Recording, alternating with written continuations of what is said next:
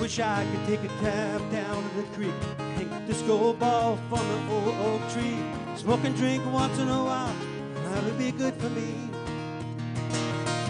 I want a cool chick that'll cook for me, dance on the bar and bare band feet, do what I want, and she'll do with me. I don't want too much of nothing, I just want to sing a little chill song, get my groove on, pour some good song down in my dream. Oh, I know that I don't want a whole lot of anything, I just want a little bit of everything. Na na na, na na na na. I just want a little bit of everything. Na na na, na na na. No, I don't need a garage full of cars, but I'll take a whole box of Cuban cigars and I'll smoke them nice and slow, like they were good for me. Don't need a ranch or a big piece of land, but I like to get a little bit of food in my hands. A big old couch in a big old room still feels lonely when it's just you. Yes, it does. I don't need too much of nothing, I just want to sing a little chill song, get my groove on, pour something strong down in my drink. Oh, I know that I don't want a whole lot of anything, I just want a little bit of everything. Na na na na, na na na, a little bit of everything under the sun. So when I think back asking it, is he okay with what I've done, still having fun?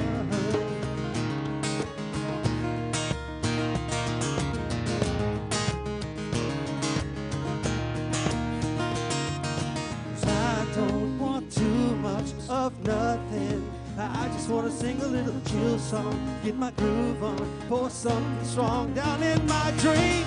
Oh, I know that I don't want a whole lot of anything, I just want a little bit of everything. Na na na na, na na na. I just want a little bit of everything. Na na na na, na na na. I just want a little bit of everything. Na na na na, na na na.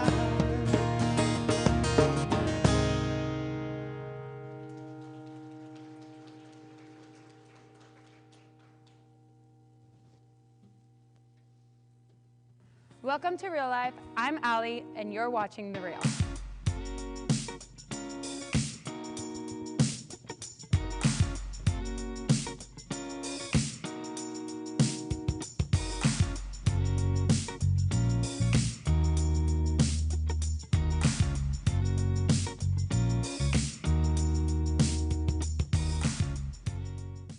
Each year, our valley is so lucky to have the Manger Mall for families in need. The Manger Mall is a one-stop shop for families in need who are dying to give their kids a fantastic Christmas. Registered families get to buy awesome gifts for their kids at a greatly reduced rate, giving them the excitement of purchasing toys and allowing their kids to get some pretty sweet gifts. As the Manger Mall approaches, we currently need your help in two areas. The first is the toy department. The Manger Mall is looking for people to buy brand new toys for kids ranging from birth to high school. Toys need to be brand new and should range from $15 to $25 a piece. The second is for all of you who know how to knit, sew, or crochet. We are looking for folks like you who would be interested in making handmade items. We refer to your lovingly made items as comfort items because that is exactly what they provide to hundreds of local kids in the Valley. We are specifically looking for handmade blankets, scarves, and gloves. We'll take your donations right here at Real Life each week and make sure they get to the mall in December. Stop by the Count Me In table for more information or contact Kevin Martin if you have any questions. Chelan Valley Hope is doing their annual bell ringing campaign. They need volunteers from the community to man their stations and collect donations. All money collected in this valley goes directly to support Chelan Valley Hope. Real Life is covering 3 days and we still have time spots to fill in. So grab your friends, your family, or even your small group and have some holiday fun all while supporting our community. Check out the Count Me In table or sign up to see how you can help with this fun event. Last weekend, we took a bunch of high schoolers to camp. To say we had a great time would be an understatement. In fact, it was so good, check this out.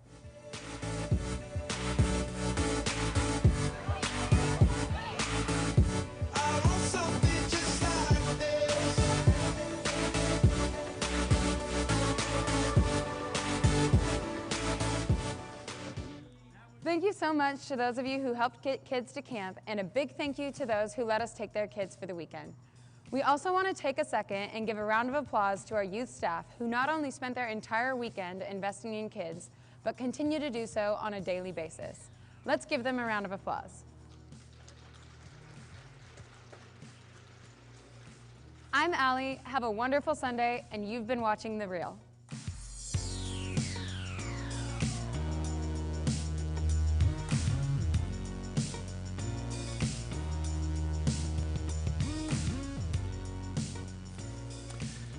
Well, good morning. My name's Kyle. I work here at RealLife, and RealLife exists to help people who are far from God find real life in Christ. So that's what we do every Sunday. That's what we attempt to do every Sunday. Happy Thanksgiving Sunday. I'm not sure what kind of hangover you have. Maybe it's your own particular kind, or maybe it's a turkey hangover, or maybe it's a football hangover. It's always good to... there's always one demon in the crowd. It's always good to stop and acknowledge when there's a big game in the Northwest, and perhaps maybe you haven't heard, but someone's got to win, someone's got to lose. Utah State lost and Boise State won. I think that's something we can all be excited about. Thank you, the two of you. Yeah, Boise State won 33-24. We move on to the Mountain West Championship game, and then who knows after that? If we win that, we play in a bowl game, the Toilet Bowl. Perhaps you heard of it. It's played in Puyallup. Sorry if you're from Puyallup. I'm sorry you're from Puyallup. I've never been there. I get in trouble. I just told myself this out. When I don't know exactly what I'm going to say during this time, I get myself into trouble. So we love all cities, all people. We're so glad that you are here. Cougs, I know you were so excited. I'm so disappointed for you. Husky fans, we appreciate your kindness in your class in winning. Come on, though. You got it. I don't care who you are. The fact that when the Huskies band bus tipped over and all those people from Grant County, from George, and from Quincy, all these Coug fans came piling into this grade school where these band members were held up. And they're in their Coug colors, but they're bringing in food and stuff on Thanksgiving to serve the UW band. And then the WSU band plays the UW fights. Come on, man. That's good stuff. Yeah. Doesn't it help? It just covers the fact that the Cougs blew the biggest chance they're ever going to have for another decade. It just makes you feel better after the loss. Doesn't it, Brett? No. Again, you know me, Mr. Neutral. I love both teams equally, all right? I'm so excited for the both of you. All right, moving ahead this morning, I just want to hit one thing. The Red Kettle bell ringing campaign is a big deal, and we get to be a part of it. So there's a bunch of slots, and they've changed it. It's easier to volunteer now, all right? All you have to do, you sign up for a slot for an hour and a half. I believe all the bell ringing locations are indoors. So you don't even have to, come on, the old days where we had to stand outside in the cold, you don't even have to do that anymore. So your special someone, your kids, you can go sign up for an hour and a half. And again, like Ali said in the reel, all that money comes back. It's Salvation Army money, but it all gets put back into Chelan Valley Hope's account that we use to meet needs in the community here. So please stop by. If you, hey, I've never done it before, this is your year. Take an hour and a half slot and join the Red Kettle campaign. This morning we're going to wrap up a series we've been in. Don't worry, if you haven't been here, if this is your first time, I'll catch you up. But we're going to talk about what really happens in our lives to make us feel satisfied and content.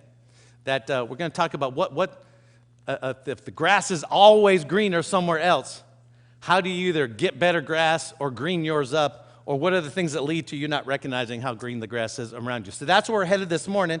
I think there's something for everybody. I'm glad you're here. Let's pray. God, thanks. Thanks for your goodness to us and coming off of a Thanksgiving holiday.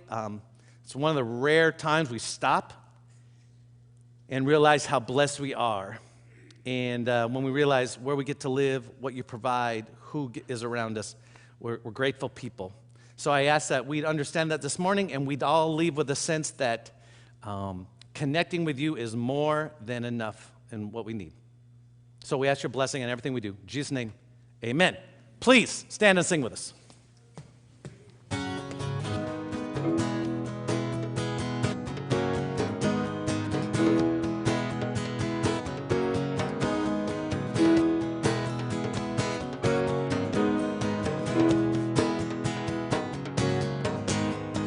Heaven thundered and the world was born.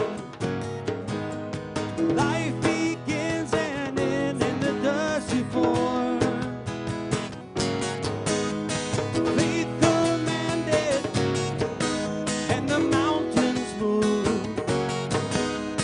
Fear is losing ground to our hope in you.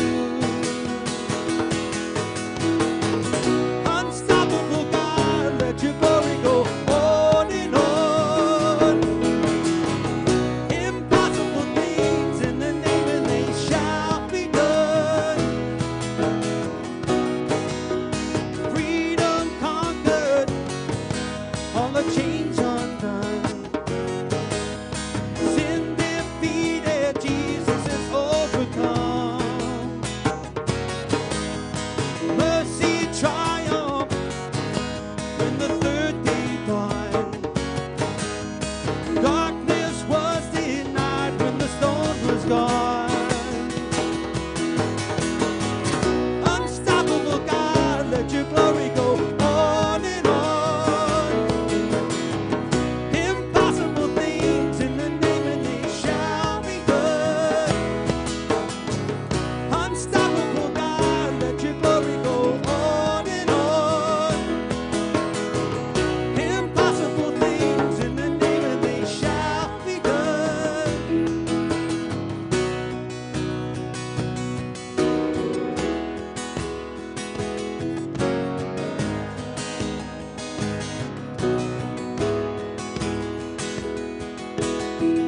Nothing shall be impossible. Your kingdom reigns unstoppable. We'll shout your praise forevermore.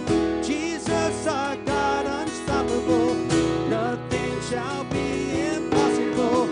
Your kingdom reigns unstoppable. We'll shout your praise forevermore. Jesus, our God, unstoppable. Nothing shall be impossible. Your kingdom reigns unstoppable. We'll shout your praise forevermore. Jesus, our God, unstoppable.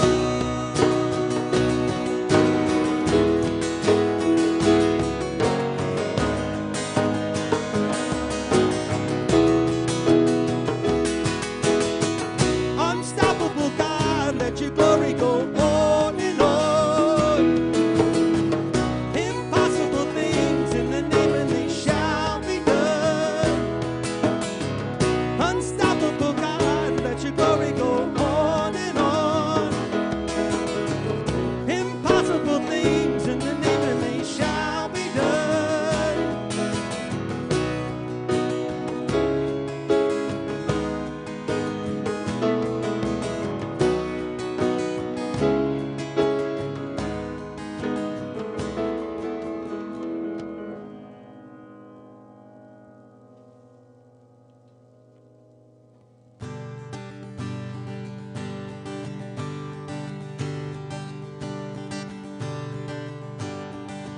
Who am I that the highest would welcome me? I was lost, but he brought me in. Oh, his love for me. Oh, his love for me. Who the Son sets free, oh, is free indeed. I'm a child of God. Yes, I am. Free at last, he has ransomed. His grace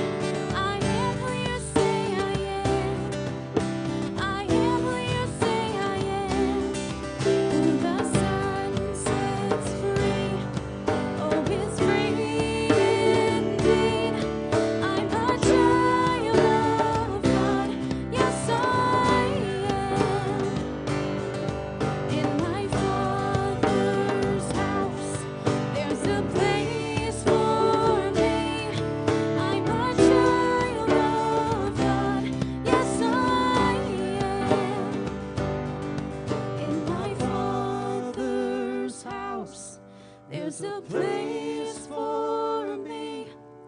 I'm a child of God. Yes, I am. You may be seated.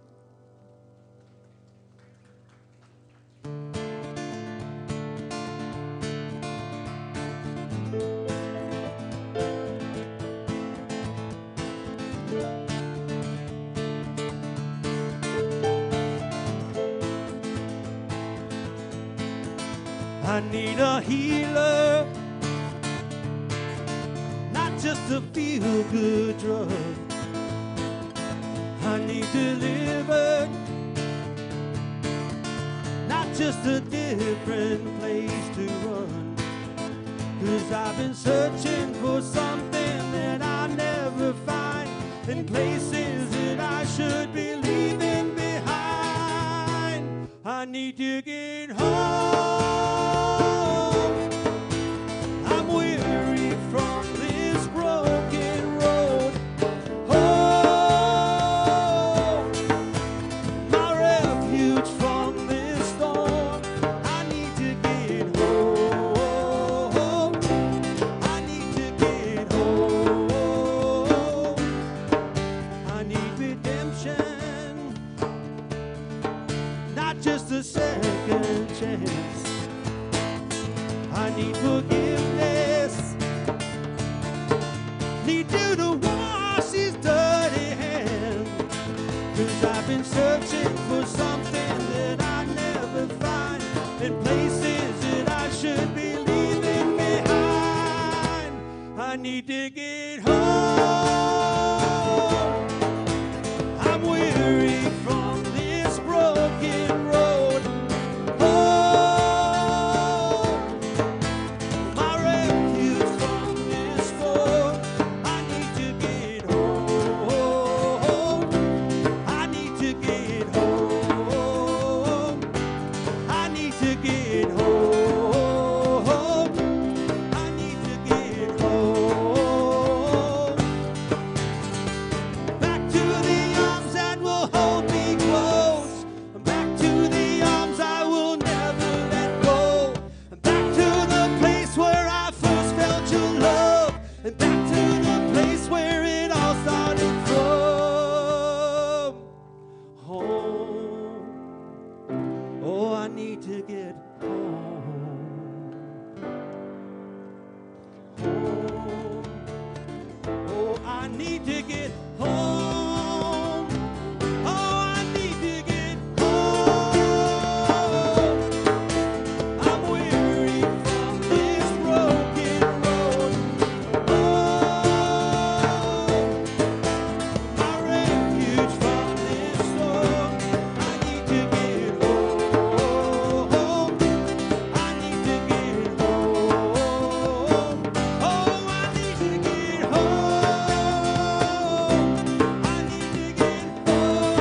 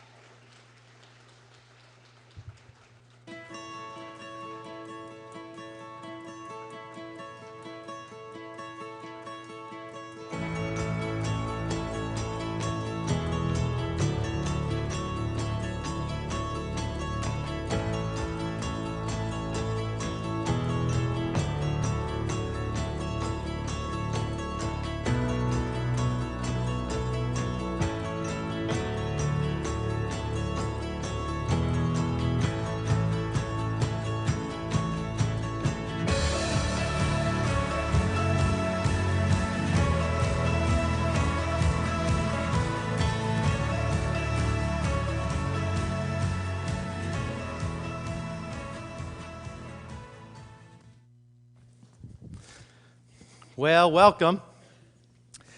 There's a lot of ways to experience the Real Life Sunday morning service. So welcome to all of you in Brewster. Good job, Allie from Brewster on the reel. Shout out to our video venue.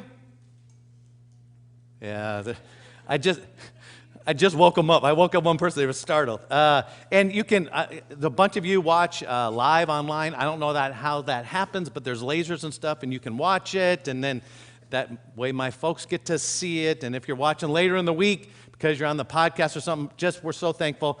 And if you showed up and you're sitting right here in Chelan, thanks for being here. Before I jump into the sermon, I want to just take a second because we've had a bunch of questions and stuff flying at us, and so we want to stop probably once a quarter and do this. But if you recall, just over a year ago, we started a campaign to build the community center at Lake Chelan. And what we started out to do was to build a home for RealLife. That's what our initial intention was. And then we thought, well, that's selfish. Why would we build a church just for us? Let's build something that benefits the community. So we're going to build a 26,500 square foot community center with full gymnasium and a commercial kitchen and space for teen center, youth groups, young life, moms or dads with little kids, an indoor playground, all kinds of meeting areas, small, big, large, huge. And so that's still going on. The thing that's gone on is for the first year, we did the best we could. And we raised about $1 million, and our goal is $5.5 million, and that seems like, that's a lot of money. It really isn't, because God does big, impossible things all the time. So for the first year, this is who we have around here, did the best we could. So we got up to about $1 million. And then we looked at each other and said, I don't know that we have the skills to do this. So we started calling around and investigating stuff, and so we entered into agreement with a group called Westby and Associates that does this stuff for a living. So right now, there is a ton of stuff going on behind the scenes, a ton of stuff that you all aren't going to realize and see for quite a while. But Westby comes in, and they try to raise local funds through local money. They do grants and foundations, and they do legislative money. And they have people that do that. And that's all going on right now. And I'm not supposed to reveal anything specific because it's not done all in pen, but there's a lot of cool stuff going on. So I want you to know, wherever you are, if you're leaning in towards the community center, or you've given, or you've pledged, it's still full blow, it's still going on. In fact, a few months ago, someone came forward and said, hey, we like this community center idea. We think there needs to be a pool. We'll pay to put a pool in. So now it's gone to community center and community pool, same size of pool like Brewster has or Leavenworth had. And this group is going to pay to put the pool in and then run it, pay for the maintenance of it for 20 years. So that ups the value of the project. There's a ton going on that we're very, very excited about. What we did was we established a foundation called the 7 Acres Foundation, named after the 7 acres that the community center will sit on. And that was our first priority when Westby and Associates came in, that the 7 Acres Foundation is taking over the campaign. They'll take over the building. We will be a vital partner as RealLife with 7 Acres. And because we bought and donated the land, we'll have an agreement with them that we'll work out, and you'll hear all those details. But while all these meetings are going on, all these conversations are going on everywhere, I just want you to know that by late spring, early summer, we'll have a big event that we all, everywhere, will be able to participate with.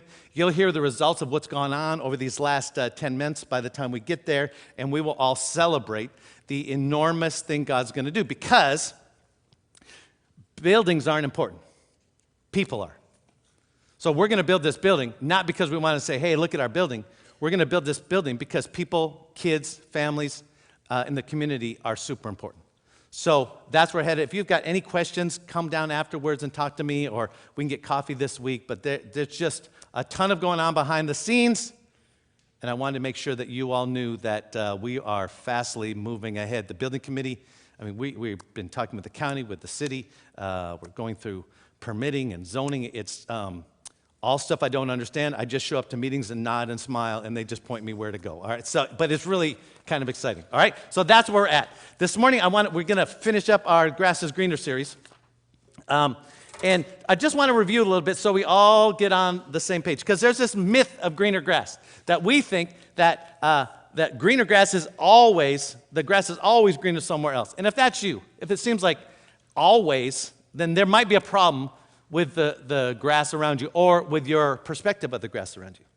So greener grass, that feeling that there's something better out there, green grass is this. The thing that I think I don't currently have that I think will give me what I actually want most.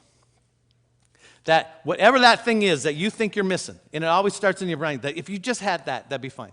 It's like we view life with this pair of goggles, like with what and if on each side. What if I had those friends over there? My life would be so much better. What if I was able to live there? What if I had that job? And you live your whole life, what if, and looking all over the place, and everything looks better than where you are right now. Social media makes it worse. We used to wonder what people's life were really like, but now we know, right? Because if someone posts on Facebook, you know that's their real life. No. We look at people's highlight reels when they post. I think I said this last week. You look like someone's posting on Facebook and you see their great vacation, that they're all over there, that they went to the Bahamas or whatever, and you're sitting there checking your Facebook status in the bathroom on the toilet, and you're like, oh man, my life was horrible. Of course the grass is greener with that, but you don't know what's going on. You don't. We see people's highlight reels, but we know what our life is like behind the scenes. So that makes it even worse. So what would you do with this? As soon as you get what would you fill the blank in with? As soon as if you just had this one thing, that's all you'll ever need. That's all you ever want. Just get out of debt. Just get a new home. Just get a new job. Just get a spouse. Just get a new spouse. Whatever you think, if this was just better, if I just had this, my life would be so great. And what we talked about is it would never be great because we all have this insatiable appetite for more. Listen, it doesn't matter. Kook fans, listen. Listen, I'm a big sports guy. Games matter. I get that, okay? In the big picture, blah, blah, blah, maybe not, okay? But listen, even if you had beaten the Huskies, all right, listen, there's another game, right? You'd have to play Utah in the Pac-12, and then, we got to win this game. And then if you beat Utah, then you're going to go to a big bowl, probably one of the big New Year's Six bowls, maybe the Rose Bowl, but there's always another game. And what if, Kook fans, what if you got to the end of the season just with that one loss, and you're like, you win the Fiesta Bowl. Well, it starts all over again next year. It's never enough. And Kook fans are like, if we just won one, if we just win one, it would be enough. No, it wouldn't. It's that way. It doesn't matter if that's the way with buying stuff. It's that way with Christmas. If it's that way in relationship. If I just had this, it would just be enough. And there's always more. So, this morning I want to talk and jump to an illustration that Jesus gave. Jesus talks about green grass. I'm going to put a few words into his mouth, but I think you're going to see where we're going with this. But and there's lots of versions of the Bible. Most of the time, Graham and I teach out of the New International Version. This morning, I'm taking this passage from the Message version. I get it. It's a paraphrase. If you are a Greek scholar or you went to seminary, God bless you, all right? You're going to hate this. But the way Eugene Peterson, God rest his soul, put these verses is really key for what we want to do this morning. So Jesus starts out and he says, if a person climbs over or through the fence of a sheep pen instead of going through the gate, you know he's up to no good. He's a sheep wrestler. And what would happen is, Jesus says, I'm going to give you an illustration. I'm going to use shepherd and sheep because most of you understand what that is. And everyone in the audience knew that a shepherd would lead a sheep. You don't drive the sheep. Shepherd leads a sheep. And often people in the Bible are compared to sheep. And so when you're out in pasture, when you're out roaming around, summer months, and you're going to stop for the day, the shepherd would set up a fence all around, and the sheep would stay inside the fence at night so that I'll be protected from bad things and bad people. So there was a gate, and the hired hand would be there with the gate. And if you wanted to get in, he'd open the gate. If you wanted to get out, you open the gate. But the goal was always to take care of the sheep. All right? And the shepherd just gets to walk right in. Watch this. The shepherd walks right up to the gate. The gatekeeper opens the gate to him, and the sheep recognize his voice. Jesus says, I'm the gate. I'm the gate for the sheep. I'm the gate for you. Inside the gate, you're protected. outside the gate, there's green pasture. He keeps going.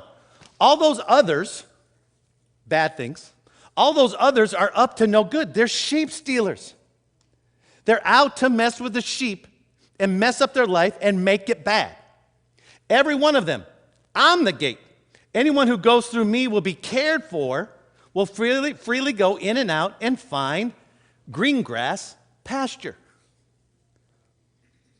Jesus says, listen, we're all in the same situation. We all have choices of where we want to go, who we want to believe, what we want to be protected from, what we want to be influenced by. Just said, trust me. Trust me. I'm enough. He goes on, a thief is only there to steal and kill and destroy. But Jesus says, I came so they, you all, me all, can have real and eternal life, more and better life than they ever dreamed of. Jesus says, there is a way to experience green grass and be content and satisfied with what you have around you. The problem is there's lots of things that want to bust through the gate, bust through the fence, and steal away whatever source of help and satisfaction and contentment you have. And we unintentionally open the gate or leave a hole in the fence in our own lives, in our kids' lives, in the people we love. And we don't recognize that there are thieves coming in to mess with our lives. Because we just want what we want when we want it. And we don't realize that even when we get what we want when we want it, it doesn't satisfy, and we're like, we got to start all over. So Jesus says, there's some thieves. Now, I can guess at some of the things Jesus talked about. I only picked out three. Three thieves that I want to talk about this morning, all right? And the first one you're going to understand right away, and that is the thief of stuff. That we think having more stuff and better stuff makes our life better. All right? And again, you don't have to be honest out loud. Just be honest inside. If you just had more, all right? Listen, we look at rich people and we say, man, their life is so great. Come on. Bill Gates has to have the best life in the world, right? Any billionaire. Paul Allen, God rest his soul, he owned sports teams. He had all the money. He could do whatever he wanted. Obviously, he loved his life. Donald Trump, look at that guy's got it all. He's a good guy and loved by everybody. I mean, having lots of money makes life great, we think. And most of us don't want to be billionaires or millionaires, right? We just want to have enough to do what we want to do, to buy what we like, to pay for college for our kids, to have a really nice car, to have a nice home, to have economic security. And if you're older, you just want enough to retire or have an insurance policy just in case. That none of you are going to sit here and say, I'd be happy if I had $10 million. You just want enough to meet your regular needs and desires. So the question is it possible to enjoy your life, enjoy the grass right around you, to be content and not be rich? Are we saying that unless you have stuff, unless you have cash, you'll never really be content or satisfied? So that a single mom struggling with her kids to make ends meet, she's never going to be satisfied. If you're 58 or so and you're headed towards retirement and you haven't saved anything, that there's no way you can enjoy your life. Or you're 20-something, or you're the parents of 20-somethings, and you're trying to pay off student debt. That you went to college and you have all this debt and you think, well, you're not rich. In fact, you're in debt. You can never be happy. That's the exact opposite message of Jesus. Because most of us, if we were honest, we would associate contentment, greener grass, with times that we just felt fulfilled and satisfied and recharged and refueled. And most of the times, it didn't have anything to do with buying something or receiving something new, some kind of house, car, or product. We know, if we're honest, we know it's much deeper than that. It's more than stuff. So, I think we can dispose of this myth a little bit when you see, not necessarily around here, but pictures on Black Friday on the internet or I guess Thanksgiving night now, where people are lined up for miles, and they're beating each other up to get the 68-inch big screen TV, you know what I'm saying? I think we can all agree that they're probably not enjoying too much contentment right now. That if that were the answer, we would have all been lined up there. And we would have all been beating each other up. Because if we get that TV, then that's the source. We can be happy and satisfied forever. Jesus says, I came so they can have real life and eternal life, more and better life than they ever dreamed of. Life's a big deal. Listen, I went to grad school, but I went the easy way, all right? I got a master's in Christian education. That meant I didn't have to take Greek or Hebrew, all right? I know your opinion on me just went down, all right? But I was much happier than everybody else in my seminary who was taking Greek and Hebrew. All right? But I never took it. So when I say this, I'm not impressing you with my knowledge. I'm saying you can Google it too. That the Greeks, which the New Testament was written in, had two words for life: bios and zoe. It's really key. And I'm just not like pressing you to throw out Greek words. This is really key. Bios was material stuff, was biological stuff. When they talked about life, it was the stuff around you. It was your own person, the stuff that you had, the places that you lived. That when you talked about life, it was stuff, matter, material stuff. Right? The other word that the Greeks used was zoe. And zoe was much deeper. Zoe was a spiritual stuff. I would call it your soul. The stuff that when it is content, it doesn't matter what's around you.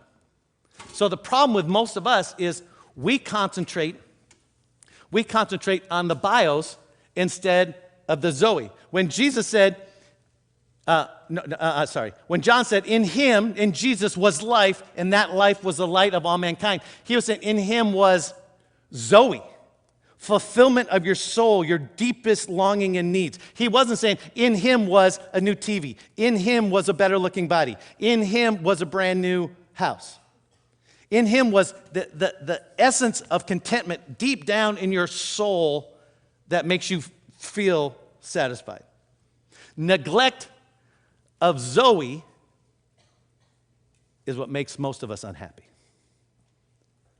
We're so busy with the bios. And again, if you're a marketer, advertiser, you don't really talk to the zoe much.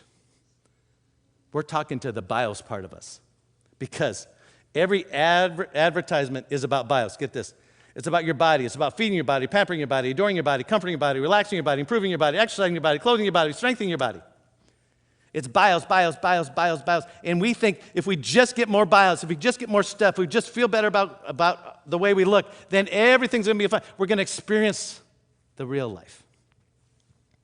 Our grass will be green. And everything else will pale in comparison. That's not true. Listen. You need more than bios. And I know most of you don't believe me. And maybe you got to get to be old and look back on your quest for stuff and figure out, listen, when I first drove my 1974 orange-colored AMC Gremlin around the block, I thought I had arrived. When my brother and I drove it didn't have a back windshield, a hatch. It blew out. My dad wouldn't fix it. In a rainstorm, when you held the steering wheel and there was a metal band inside it and went to change the radio, you would get the shock of your life. We would do it just for fun some days. When I drove that Gremlin around, I thought, I am king of the world. I couldn't, about 6 months later, I wished I had something else. And my parent realized that, and they said, the boys are unsatisfied with the Gremlin. We should do something for their bios. We should make them feel better. So you know what they did?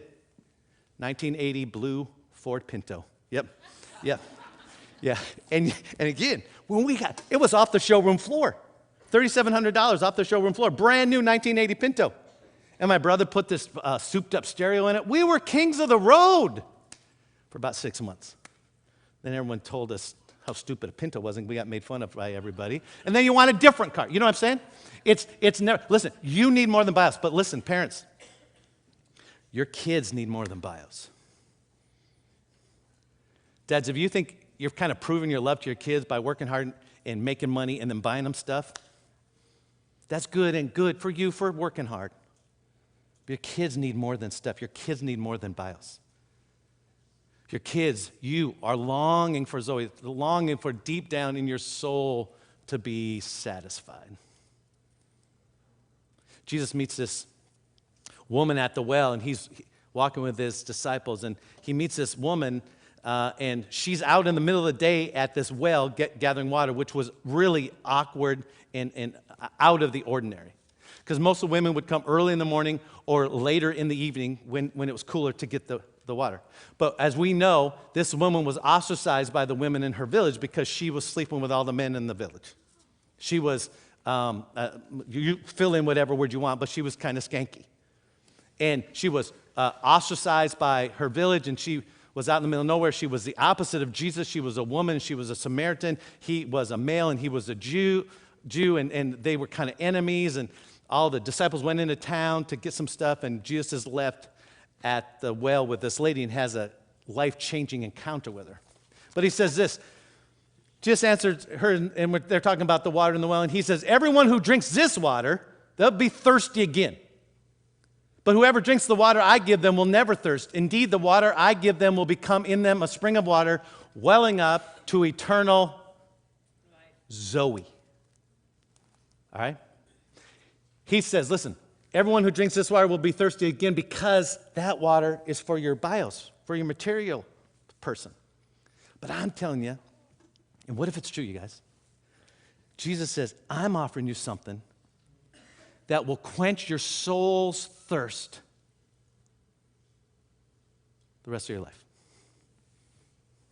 C.S. Lewis is a great thinker.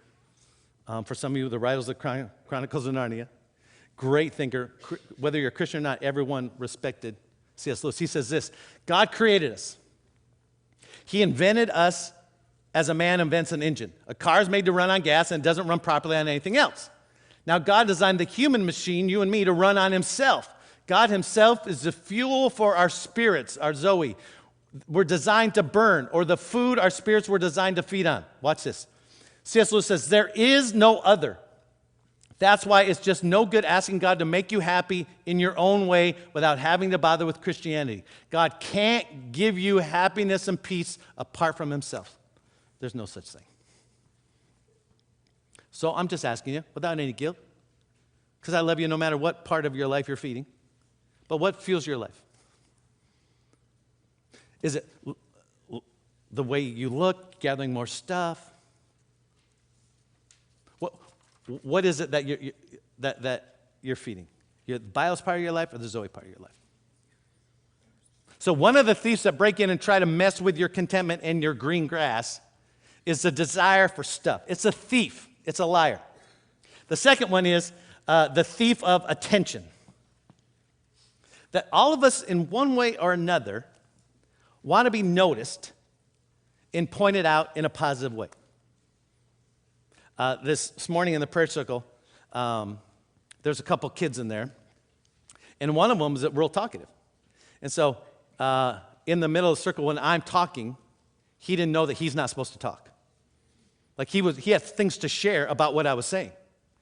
And I remember being a little kid growing up in the church, and whenever I would do that, there would be plenty of adults, my dad included, that would shut me up and say, they wouldn't say this, but it was like children should be seen and not heard, or you don't matter. So I just thought, well, if this kid has something to say, so I sat down, and with the prayer circle around us, I sat down and looked him in the eyes and says, what do you got? He had some things to say. He wasn't being a smart aleck. He was entering in. And so afterwards I thought, how important that is for me to do with this kid. That someone would take the time and look me in the eye and ask me what I'm thinking and go ahead and expand on it. Because when I was a kid, nobody listened. Nobody paid attention. So you know what I did? Some of you were there. I found lots of ways to get attention. We'd break into houses. We'd bust into the youth center. We'd steal stuff from Safeway. Steal cigarettes out of the gas station machine, 55 cents. Camel non-filters. That was fifth grade. Fifth grade. Because I wanted attention. All of us want attention, and we're going to get it one way or another. but it's a thief. Let me give you two friends, and you can come up with your own stuff, I get. But let me give you two types of attention, okay, that call us away from the pasture that's green for us. They're thieves. First of all, fame. Why do so many people want to be famous? YouTube, you can be famous by so many different ways. There's people that just wear different outfits and take their picture all over the country, and they got 12 million followers. I don't get that. I don't get it. But I don't get Drake and Lil Wayne and Meek Mill either. So I'm old. I don't get it. I don't even know what I just said, all right? I don't get it. I don't get it. My wife's watching Ellen the other day. When Ellen comes out, people go crazy. They stand, and I just was looking at them, I thought, she's just a lady. You know what I'm saying? It makes no sense. Why would someone be so enthralled? I don't get it with Ellen or Oprah. I don't get that. Now, Dan Marino, the greatest passing quarterback of all time, that makes sense.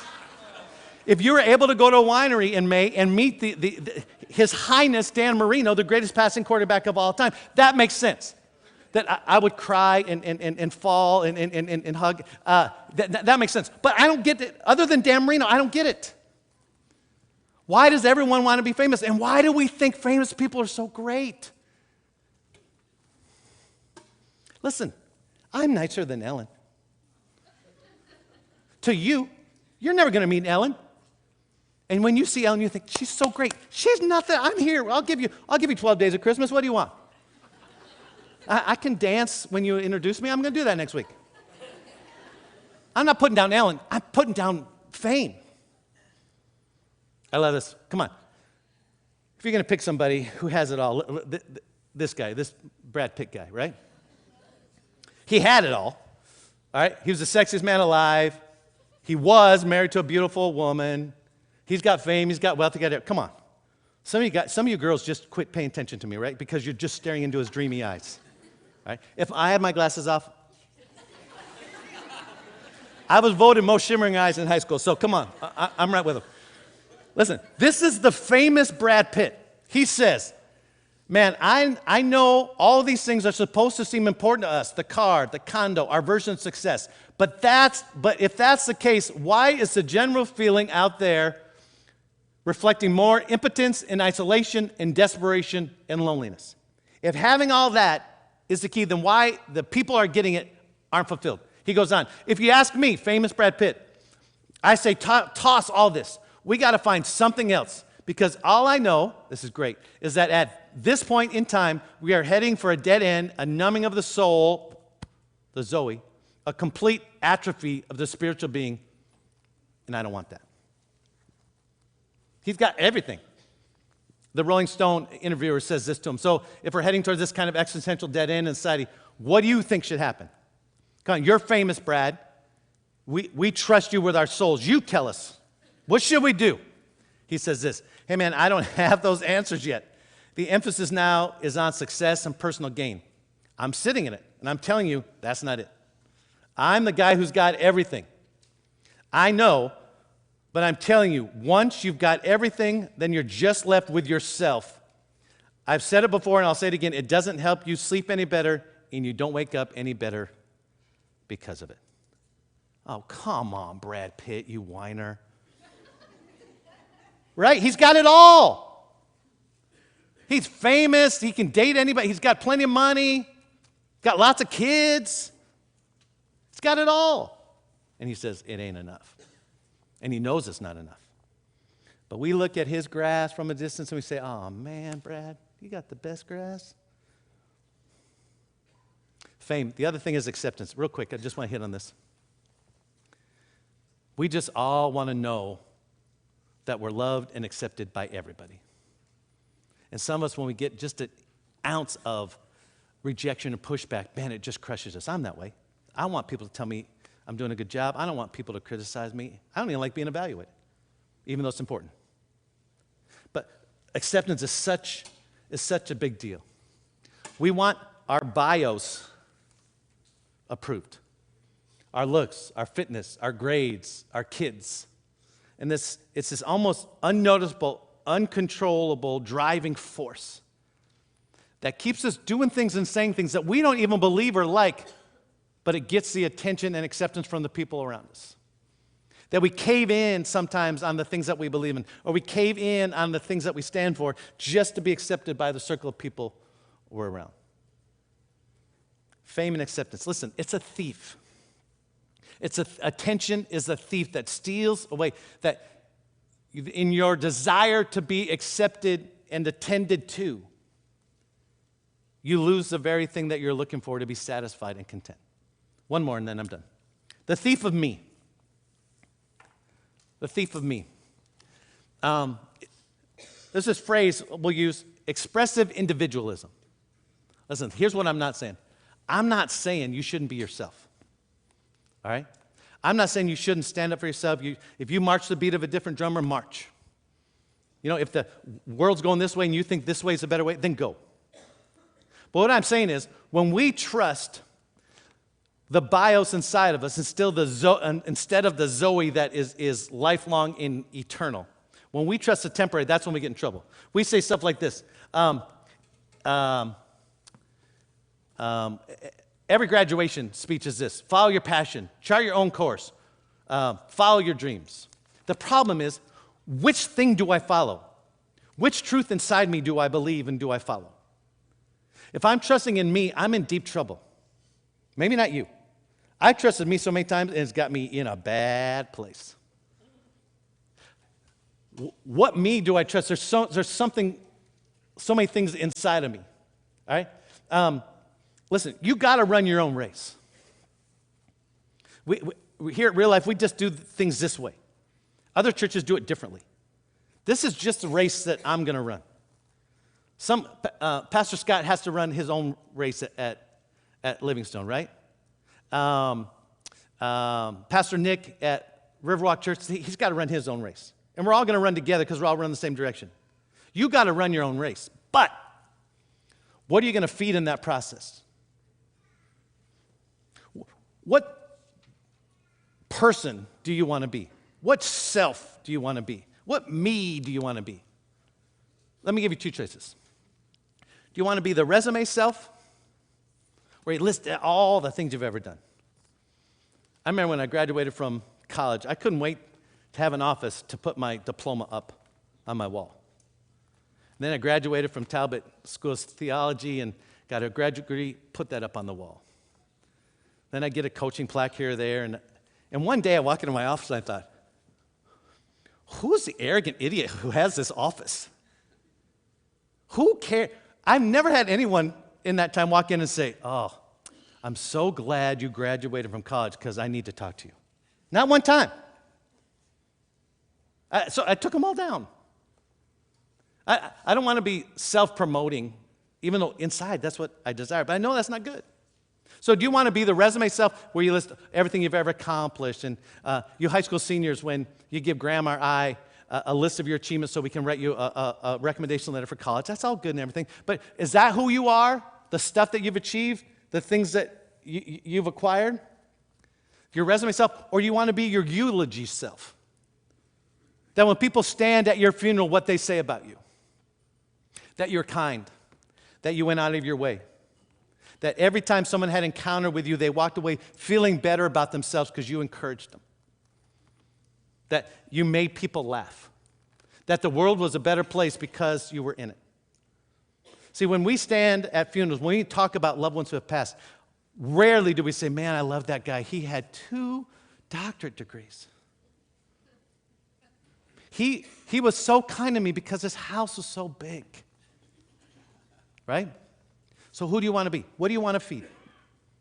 Your resume self or your eulogy self? Your resume self is the bios, material, it's temporary. Your eulogy self, that's Zoe, that's your soul, that's forever, which starts now. So, finding greener grass is living the life that God created you to live. And that may be brand new to you. And you're like, Kyle, what are you talking about? And I would love to explore that with you. I would love for you to come back. I'd love to have a conversation with you. That God has this path, this journey that you can be on when you understand principles that Jesus taught that we take on that feed our soul instead of the stuff around us. Jesus is a great model to follow for that. We always have next steps, and in Chelan and Brewster, there's a blue card that we put in all the handouts. And there's a couple next steps. I'm going to go over 2 quick next steps, and the third one we're going to sit down on as a great illustration. But when we think about greener grass and feeding our souls, first of all, you have to identify the thieves in your life, and that's really hard. Listen, you don't have to talk about them. You don't have to confess them. You don't have to admit it. You just have to recognize it. And if it's just you or someone you trust, just sit down and say, what is chipping away at your soul? What is getting your attention over here that if it's fulfilled, it's only temporary bios material stuff? What can we do as a couple, as a person, as a family that would infuse more Zoe, that in the long run that's going to fill up someone's soul long after grades and achievement and cash and stuff is gone? What are the thieves? Just come up with 1 or 2. Second, choose contentment by following Jesus. I know. If you haven't been to church in a while, it's like, okay, yeah, this is the preacher talk, and of course he's got to mention Jesus, and I just don't know any other way, you guys. And all my life, in my 55 plus years, I don't know any other way to feel satisfied deep down than Jesus. I can't do it any other way. I got a couple atheist friends on Facebook with me. I don't block them because I like to see what's up with them. A lot of times I want to react to them and I don't. But the other day, one of them posted that belief in God is just a crutch for people who can't handle real life. And I wanted to say, that is me, exclamation point. I don't know any other way to feel satisfied, to feel contented deep down in my soul than to stay connected with Jesus, not just generally, but daily. I think it's the message of the Bible. I think it's the message of Jesus. I would encourage you to lean that way. That probably the thing you're pursuing that isn't Jesus, once you get it, you're going to feel ripped off when you do. That deep down in your soul, that's what Jesus, that's where Jesus does his best work. The last next step is this. Invest in gratefulness and generosity. Coming out of Thanksgiving, when you invest and give to other people, it fuels your soul. When you're ministering and meeting the needs of people beside yourself, there's something that does to your Zoe. And so we want to have a clear illustration of what that looks like. So Pastor Graham is going to come out and take care of that. Let's welcome Graham.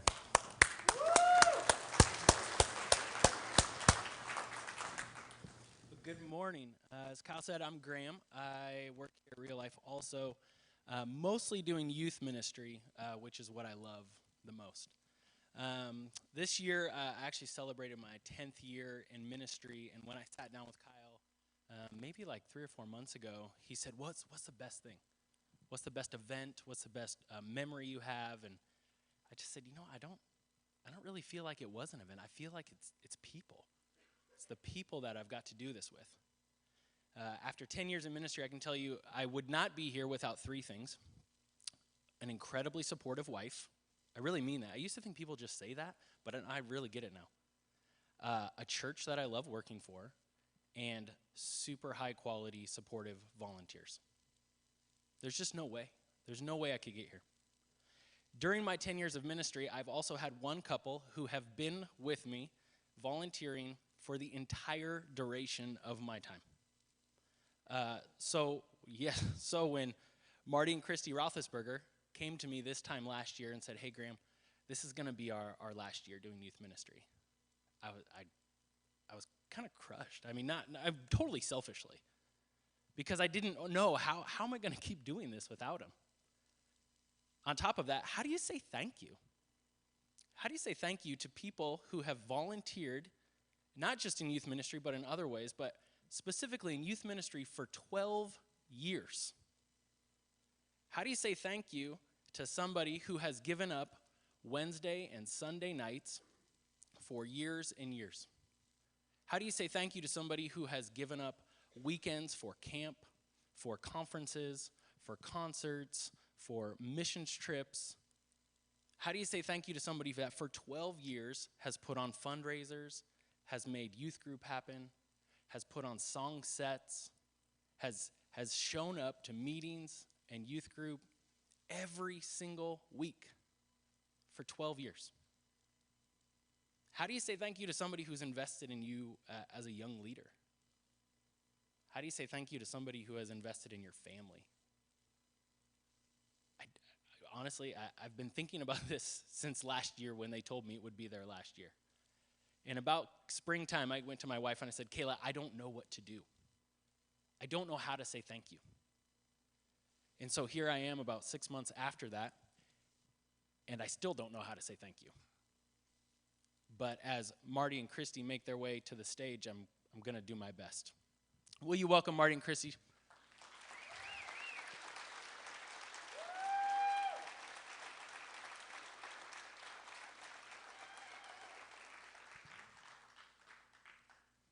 Tito said you had to be kind of close to me so that you're in the video. That's what he told me. I'm like Kyle. I don't know how it works, lasers. But, again, I don't know how to say thank you to you guys. You guys have supported me. You've supported my family. You've supported hundreds of kids in our valley. This place is a great place to live because people like you live here. I fully mean that. I'm so grateful that my kids spend time in your house. I'm so grateful that your girls invest in my children. And I'm so grateful for just this everlasting ripple effect of goodness and kindness you have given to our community. The hundreds of games, text messages, the meetings, the small groups you guys have sat through for kids that are not your own. And I'm so grateful, and I stand on this stage and continue to do ministry because of you guys. Because of you guys. And so what I'm going to try to do is try to say thank you. We've put together a little date night for you guys in the valley. But this isn't just it, because this would be a really lame way to say thank you. So this is the first of 12 installments. So every month for the next year, we have a gift for you guys. We won't call you up onto the stage and make you do this, but every month for the next 12 months, once for every year you guys gave back to our community, we have a gift for you guys. So I'm going to hand you this, and with a warm round of applause, we're going to thank you guys so much.